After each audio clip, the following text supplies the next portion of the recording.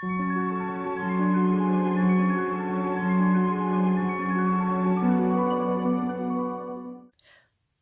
tout le monde, j'espère que vous allez bien. Moi ça va nickel. Je suis ravie de vous accueillir pour cette nouvelle vidéo sur ma chaîne. Merci à vous de me suivre, ça fait plaisir. Alors, vous vous demandez sans doute qu'est-ce que c'est que cette espèce de papier marron. C'est pas du papier craft, ça se voit pas forcément, mais ça fait du bruit. C'est du papier sulfurisé.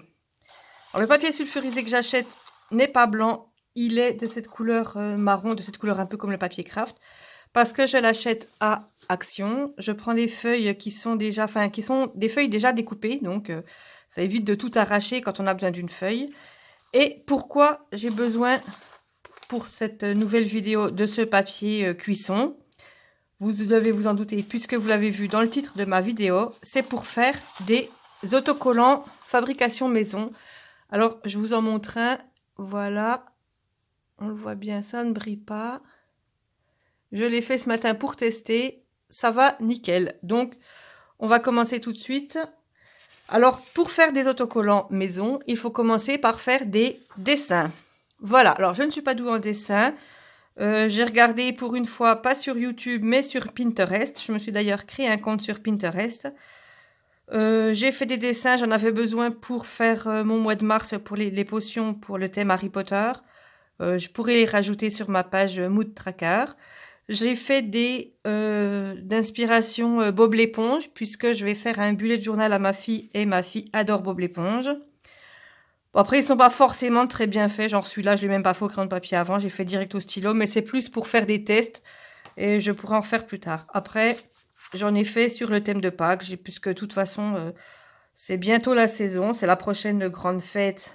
Alors après, en ce moment, je sais pas trop si on peut parler de fête. Mais voilà, j'ai fait des petits dessins assez faciles à faire, histoire de faire des autocollants. On verra ce que ça donne. Et puis, si je suis satisfaite, eh bien, pourquoi pas en refaire d'autres. Donc, la première étape, c'est de découper tous les dessins en laissant une légère marge blanche tout autour. Donc, je vous retrouve dès que c'est découpé. À tout de suite. Et voilà, tout est découpé. Maintenant, deuxième étape qui est assez longue, il faut mettre du scotch sur toute la longueur du papier sulfurisé. Donc faire toutes des bandes de scotch sur toute la longueur du papier sulfurisé. Ensuite, on vient positionner tous les petits stickers dessus en laissant un espace entre chaque et on remet du scotch. Donc pour cette étape, ça va être aussi très long pour moi. Je fais ça et je reviens vers vous juste après. À tout de suite.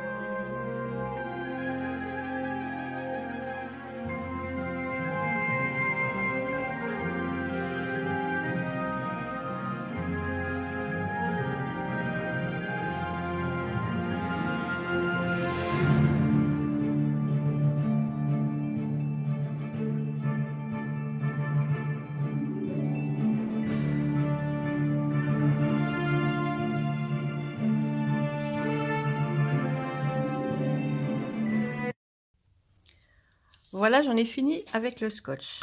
Alors, voilà ce que ça donne. Bon, forcément, comme il y a du scotch, ça brille. Ah, peut-être que comme ça, vous voyez bien. Donc, il y a du scotch en dessous et au-dessus des dessins.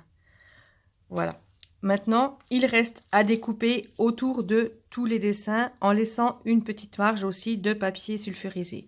Voilà, je vous montre ce que ça donne avec celui que j'avais fait avant.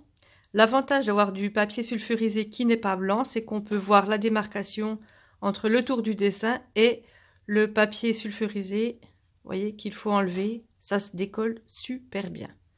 Voilà, donc je découpe tout ça, on se retrouve après et je collerai ce que j'avais préparé pour mon thème du mois de mars sur Harry Potter dans mon bullet journal, comme ça je verrai en même temps que vous ce que ça donne. Allez, je rattaque avec les ciseaux. C'est parti. On se retrouve pour la fin de cette vidéo. J'ai fini de tout découper. Finalement, ça va assez vite puisqu'il n'y a pas besoin de bien suivre les détails. Ça sera du scotch transparent, donc qui ne se verra pas quand on le collera. Voilà, donc je vous avais dit que je voulais tester d'en coller dans mon bullet journal. Alors, le petit souci, c'est que je ne me rappelais plus, mais ma page Mood Tracker est bien remplie. Je pensais le mettre en bas, mais le sticker est trop gros. Donc, on va le mettre... on peut le mettre, par exemple, voilà, sur la page là, ma page And After. Donc, voilà, je vous montre. Voilà, ça se décolle super bien. Alors, un autocollant ne s'est jamais décollé aussi bien que ceux que je viens de fabriquer. Je suis enchantée. Alors, où on va le mettre? Eh bien, pourquoi pas par là. Voilà. Et voilà. Je le mets comme ça. Je pense que ça vous fait pas de la lumière. Vous voyez bien. Donc, c'est très facile. C'est un peu fastidieux pour tous ces découpages, pour mettre le scotch partout.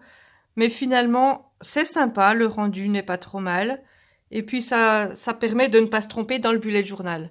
Voilà, si on se trompe avant, on refait le dessin à côté.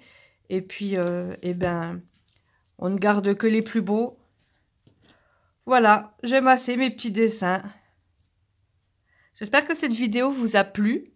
Moi, ça m'a bien plu de tester cette fabrication d'autocollants, de stickers. Appelez ça comme vous voulez. Donc, n'hésitez pas à vous abonner, à activer la cloche de notification pour ne pas rater mes prochaines vidéos.